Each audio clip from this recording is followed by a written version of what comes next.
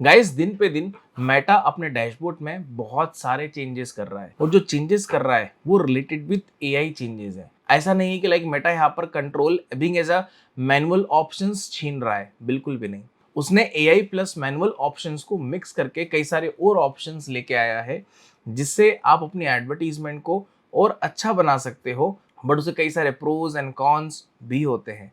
तो आज हम इस वीडियो में यही सारे कंसर्न समझने जाएंगे कि वो क्या अपडेट्स लेके आया है, आपको उन अपडेट्स को कब यूज करना है, कब नहीं करना है, उनके बेस्ट बेनिफिट्स क्या हो सकते हैं। ये सारे कंसर्न आज की इस वीडियो में हम लोग पूरे डेप्थ में यहाँ पर समझने जाएंगे। तो चलिए हम स्टार्ट करते हैं हमारा वीडियो। लेट्स सी।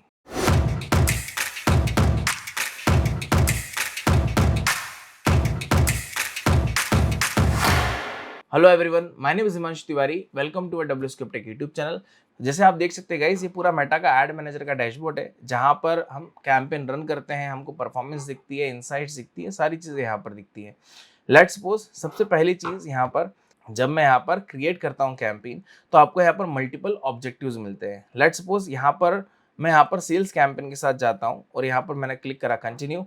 अब कंटिन्यू करने के बाद में आपको सबसे पहला ऑप्शन दिख रहा है एडवांटेज प्लस शॉपिंग कैंपेन और मैनुअल सेल्स कैंपेन। ठीक है, ये ऑप्शन पहले भी होता था, अभी भी होता है। अभी इस ऑप्शन को उसने चेंज कर दिया एडवांटेज प्लस सेल्स कैंपेन के साथ में, या फिर एडवांटेज प्लस ऑडियंस के साथ में, या फिर एडवांटेज प्लस शॉपिंग कैंपेन के साथ में। बट ये जो ऑप्शन आप देख रहे हो गाइस, ये ओल्ड वर्जन है, ये अपडेटेड वर्जन नहीं है। बट द थिंग इज कि जो आपको अपडेटेड वर्जन देखने को मिलेगा वो अभी सारे एड अकाउंट्स पे नहीं है। किसी किसी एड अकाउंट पे मेटा ने वो फीचर्स लॉन्च करे हैं। हो सकता है आपके पास वो डैशबोर्ड हो सकता है नहीं हो, बट आप यहाँ पर अपने डैशबोर्ड को चेंज भी नहीं कर सकते हो कि मेरे को लेटेस्ट डैशबोर्ड चाहिए तो मैं उसके लिए कुछ करूँ, नहीं। वो मेटा के हाथ में है, आपको ऑटोमेटिकली प्रोवाइड कर देगा नया डैशबोर्ड वाला फीचर, उसको आप यूज कर सकते हैं। तो मैं दोनों का कंपैरिजन आपको बताऊंगा कि ओल्ड वर्सेस न्यू डैशबोर्ड का कंसेप्ट क्या है ना। तो यहाँ पर आप देख सकते हैं, यहाँ पर आपको क्या दिखा रहा है, एडवांटेज प्लस शॉपिंग कैंपेन और मैनुअल सेल्स कैंपेन, है ना। इसमें जो एडवांटेज प्लस शॉपिंग कैंपेन है इसके अंदर जो कंट्रोल है वो मेटा के हाथ में रहेगा, और जो नीचे आप देख रहे हैं मैनुअल सेल्स कैंपेन, इसमें कंट्रोल हमारे हाथ में रहेगा, राइट। देन इसके बाद यहाँ पर दूसरा डैशबोर्ड के साथ दिखाता हूँ। जैसे दूसरा डैशबोर्ड आप देख रहे हैं, यहाँ पर मैं क्रिएट करता हूँ कैंपेन और यहाँ पर मैं सेल्स के साथ जाता हूँ। जब मैं जैसे ही कंटिन्यू करूंगा तो यहाँ पर कोई पॉपअप नहीं आएगा, कोई कुछ नहीं आएगा। यहाँ पर डायरेक्टली क्या कर दिया उसने, कैंपेन क्रिएट कर दिया, राइट। तो पहला डिफरेंस तो आपने यहाँ पर देखा है ना। दूसरा डिफरेंस आपको डैशबोर्ड पे दिखाता हूँ। जैसे ये डैशबोर्ड आप देख रहे हैं यहाँ पर, ठीक है, ये डैशबोर्ड है एक, और दूसरा डैशबोर्ड यहाँ पर आपको मैं इस पे लेके जाता हूँ। दूसरा डैशबोर्ड आप देख रहे हो यहाँ पर, ये अब ऊपर आप देखो, ऊपर आपको दिखा रहा है यहाँ पर अपॉर्चुनिटी स्कोर, ठीक है, 99 आपको दिखा रहा है। There is know kind of option is opportunity, यहाँ पर कुछ भी ऑप्शन यहाँ पर आपको नहीं शो कर रहा है, ठीक है। बट मे बी ये भी हो सकता है कि लाइक इस एड अकाउंट से पहले कभी एड्स चली हैं, दैट्स वाई यहाँ पर शो कर रहा है अपॉर्चुनिटी स्कोर, ठीक है। अभी इस वाले एड अकाउंट से ऐड नहीं चली है, ये भी हो सकता है कि लाइक यहाँ पर ऑप्शन नहीं शो कर रहा है। बट मैं आपको डिफरेंस बता रहा हूँ न्यू एंड ओल्ड वर्जन में क्या क्या डिफरेंस हो सकते हैं, ठीक है। यहाँ पर अगेन मैं वापस से क्रिएट करता हूँ, सेल्स कैंपेन के साथ जाता हूँ, कंटिन्यू, और मैं एडवांटेज पर शॉपिंग के साथ ही जाता हूँ। यहाँ पर मैंने करा कंटिन्यू। अब देखो यहाँ पर आपको एक ऑप्शन नहीं दे रहा है, जैसे यहाँ पर आपका कैंपेन और एड सेट लेवल दोनों मर्ज है, और यहाँ पर ये एड कॉपी लेवल, ठीक है। यहाँ पर आपके हाथ में ज्यादा कंट्रोल देगा ही नहीं, ठीक है। यहाँ पर मेटा अपने हाथ में ज्यादा कंट्रोल रखेगा, ठीक है।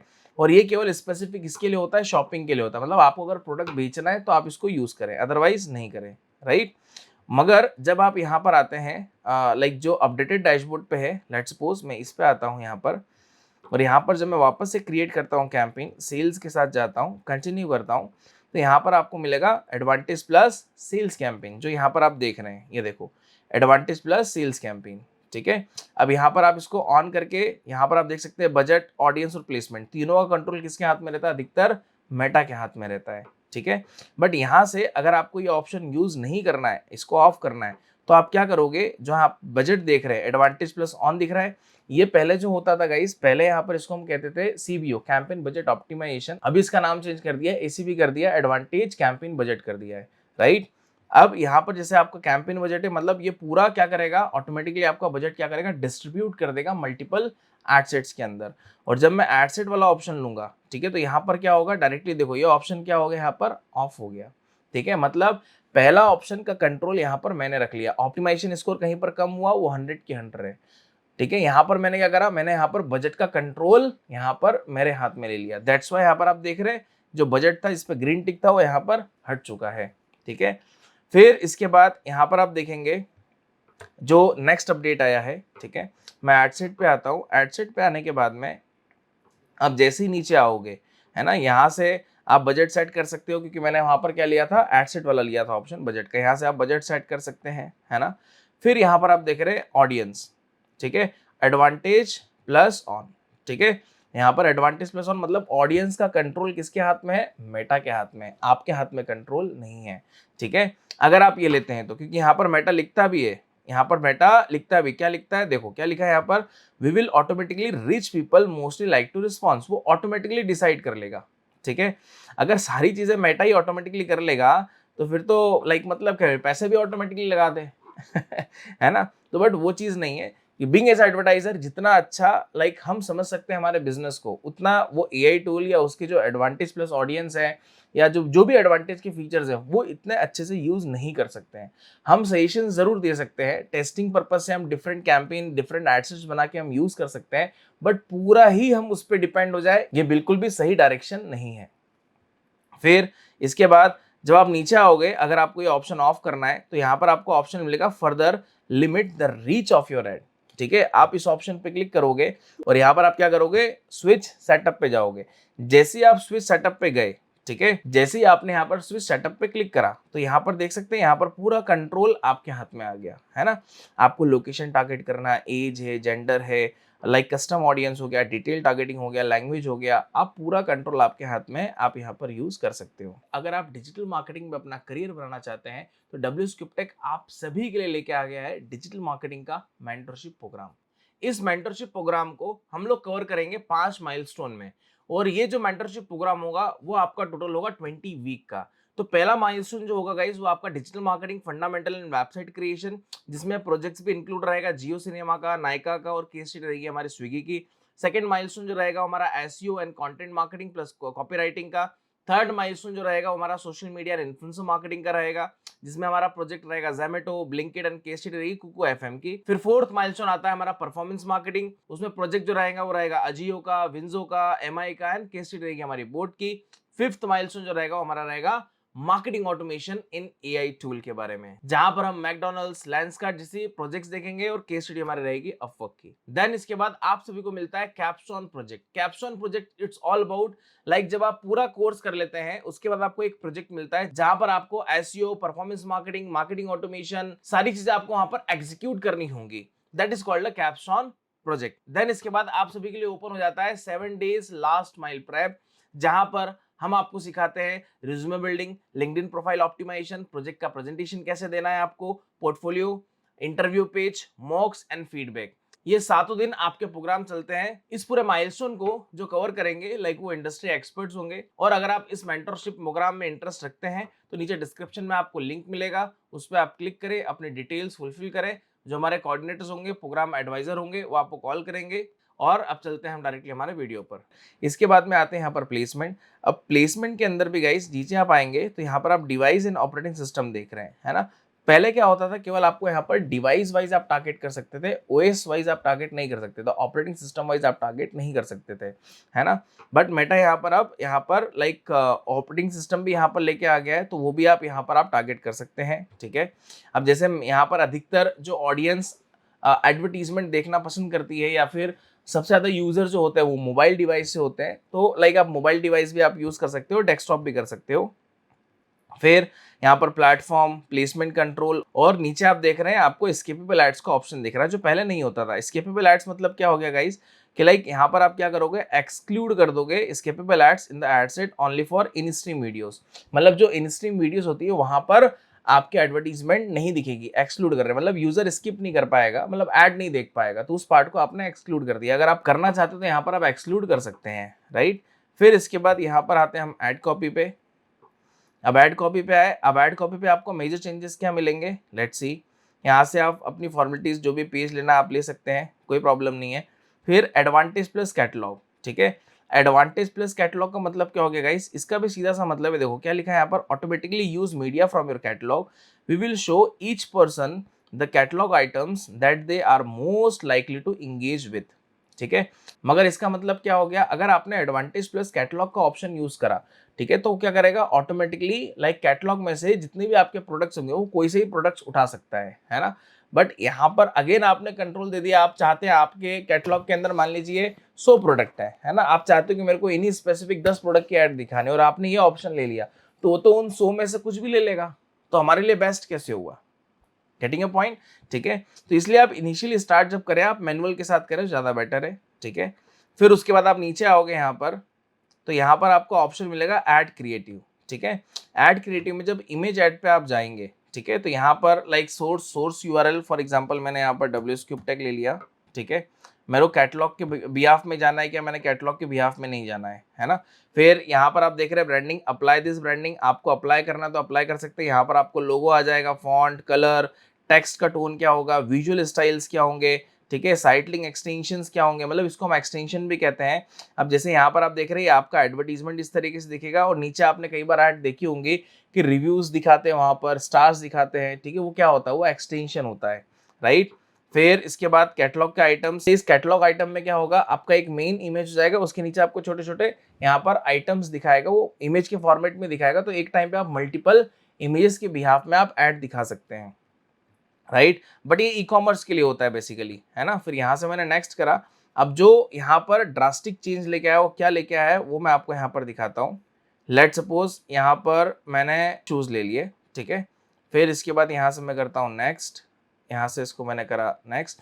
अब जो आप ये देख रहे हैं ऑप्शन, ठीक है, ये ऑप्शन जो आप देख रहे हैं इसको आप कह सकते हैं इमेज प्लस एआई कह सकते हैं, या फिर advantage plus creative image generation भी कह सकते हैं। ये मेटा का नया ऑप्शन है जो इसने अपडेट करा है। ठीक है, अब होगा क्या कि यहाँ पर मेरा जो प्रोडक्ट है, देखो ये मेरे प्रोडक्ट की इमेजेस है, ठीक है, अकॉर्डिंग टू जो मेरा प्रोडक्ट इमेजेस है उसने यहाँ पर क्या कर लिए, इमेज के वेरिएशन जनरेट कर दिए, है ना, आप देख सकते हैं। अब आपको अगर ये यूज करना है तो आप यूज कर सकते हो, कोई प्रॉब्लम नहीं है ना। यहाँ से आपको सिलेक्ट ऑल करना है तो क्या करेगा, ये इमेज के वेरिएशंस आपके ऐड कॉपी में यूज कर देगा, मतलब यूजर को यहाँ पर दिखाएगा। अब जिस भी यूजर का इंटरेस्ट इस टाइप की इमेजेस के अंदर होगा तो उनको ये ऐड दिखाएगा, है ना। प्लस इसके साथ साथ यहाँ पर आप अगर यहाँ पर फुल इमेजेस चेंज करना चाहते हो, मतलब बैकग्राउंड के साथ साथ आप चेंज करना चाहते हैं, फुल इमेजेस चेंज करना चाहते हो तो वो भी कर सकते हैं। अब फुल इमेज पे गए तो क्या करेगा, यहाँ पर ये जनरेट करेगा नई इमेजेस। और जो ऊपर वाला अभी प्रीवियस जो आपने ऑप्शन देखा था वो बैकग्राउंड का था, उसने बैकग्राउंड चेंज कर दिया था, राइट। अब यहाँ पर देखो, यहाँ पर उसने क्या करा, इमेजेस यहाँ पर चेंज कर दिए, ठीक है, लाइक मल्टीपल इमेजेस यहाँ पर उसने बना दिया, है ना। अब आपके रिक्वायरमेंट के हिसाब से बेटर क्या लगता है आपको, बैकग्राउंड चेंज करना है, इमेजेस चेंज करना है। अब इमेजेस के अंदर आपको यहाँ पर टेक्स्ट चेंज करना है, ठीक है, तो वो भी ले सकते हो। फॉर एग्जांपल यहाँ पर ले लिया मैंने अप टू 55% ऑफ, ठीक है, यहाँ पर ये मैंने ले लिया, तो अब यहाँ पर क्या करेगा, वो टेक्स्ट में चेंज कर देगा यहाँ पर अप टू 55% ऑफ, राइट, मतलब टेक्स्ट को ऐड कर देगा इमेज के अंदर। अब जैसे यहाँ पर आप टेक्स्ट भी चेंज कर सकते हैं। फॉर एग्जांपल मैंने यहाँ पर लिया ग्रैब नाउ दिस ऑफर, ठीक है, और मैंने इसको अप्लाई कर दिया। अब यही जो टेक्स्ट है वो इमेज के अंदर वो ऑटोमेटिकली ऐड कर देगा। देखो ये आ गया ग्रैब नाउ दिस ऑफर, अब दिस की जगह दृढ़ हो गया था तो यहाँ पर मैंने इसको दिस कर दिया, ग्रैब नाउ दिस ऑफर, ठीक है, ये ऑटोमेटिकली चेंज कर देगा। मतलब जो आपने टेक्स्ट लिया है वो इमेज के अंदर वो ऐड कर देगा, राइट। फिर यहाँ पे आपको लाइक लोगो ऐड करना है तो आप लोगो भी ऐड कर सकते हो। अब यहाँ से आपको कलर कॉम्बिनेशन कुछ और ऐड करना है तो वो भी आप ऐड कर सकते हो, ठीक है। तो ये सारे फीचर्स जो है ये आपको यहाँ पर प्रोवाइड करके देता है किस ऑप्शन के अंदर, एडवांटेज प्लस क्रिएटिव वाले ऑप्शन के अंदर, ठीक है। अब देखो यहाँ पर grab now this offer red में हो गया कि मैंने यहाँ पर रेड लिया था, है ना। प्लस आपको और कुछ जनरेट करना है, ये इमेज आपको पसंद नहीं आए तो जनरेट न्यू इमेजेस पे गए तो आपको ये और जनरेट करके देगा। आप बैकग्राउंड पे जाओगे तो ये और आपको बैकग्राउंड जनरेट करके देगा, ठीक है। तो ये ऑप्शन आप ले सकते हो, ठीक है, इसमें कुछ हमारा एक्स्ट्रा चार्ज नहीं लगता है, आप इसको लाइक बिल्कुल यूज कर सकते हो। अब देखो यहाँ पर इसने और इमेजेस यहाँ पर जनरेट करके दे दी, ठीक है। फिर इसके बाद यहाँ पर मैंने स्किप एंड कंटिन्यू करा। अब ये इनहांसमेंट कह रहा है, ठीक है, इनहांसमेंट आप ले सकते हैं, ऑन कर सकते हैं, बट इट डिपेंड्स गाइस कि अगर आप यहाँ पर मल्टीपल प्रोडक्ट्स के बिहाफ में आप ऐड चला रहे हैं तो ही आप इस ऑप्शन को ऑन करना, नहीं तो ये गलत ऐड दिखा देता है। जैसे मैं अगर मान लीजिए कैटलॉग के बिहाफ में ऐड नहीं चला रहा हूँ, सिंगल इमेज के बिहाफ में चला रहा हूँ, ठीक है, और मैंने यहाँ पर इसको ऑन कर दिया है, कैटलॉग मेरा ऑन हो गया, ठीक है, तो यहाँ पर मेरा प्रोडक्ट का इमेजेस और यहाँ पर दूसरी इमेजेस आ जाएंगी जो कि लाइक प्रॉपर सेंस नहीं बनाती हैं, ठीक है। तो लाइक अगर आपका यहाँ पर मल्टीपल प्रोडक्ट के साथ में है तो ही जाकर इसको आप ऑन करना, अदरवाइज नहीं, ठीक है। नहीं तो फिर आप केवल इमेज एनिमेशन के साथ में आप जा सकते हो, दैट्स इट, कैटलॉग आइटम नहीं लीजिएगा। ओनली फॉर मल्टीपल प्रोडक्ट्स इस वाले ऑप्शन को यूज करना है, कैटलॉग आइटम को सिंगल इमेज के साथ जाते हैं तो कैटलॉग वाला ऑप्शन ऑन नहीं करना है, राइट। फिर यहाँ से मैंने डन करा, ठीक है। डन करने के बाद यहाँ पर मेरी एड कॉपी तैयार कर देगा, सिंपल, ठीक है। तो ये जो हमने देखा है ये सारे अपडेट्स थे जो अभी तक मेटा लेके आया है एआई से रिलेटेड ऑप्शंस, है ना। अब बहुत सारे ऑडियंस का, बहुत सारे लर्नर्स का क्वेश्चन ये आता है कि सर हम ये एआई वाले ऑप्शंस यूज करें या ना करें, ठीक है। देखो मैं डायरेक्टली ये नहीं बोलूंगा गाइस कि आप इसको यूज मत करो या आप इसको यूज कर लो, ठीक है। It's all about the testing, ठीक है, क्योंकि बिजनेस टू बिजनेस चीजें वेरी करती हैं, है ना।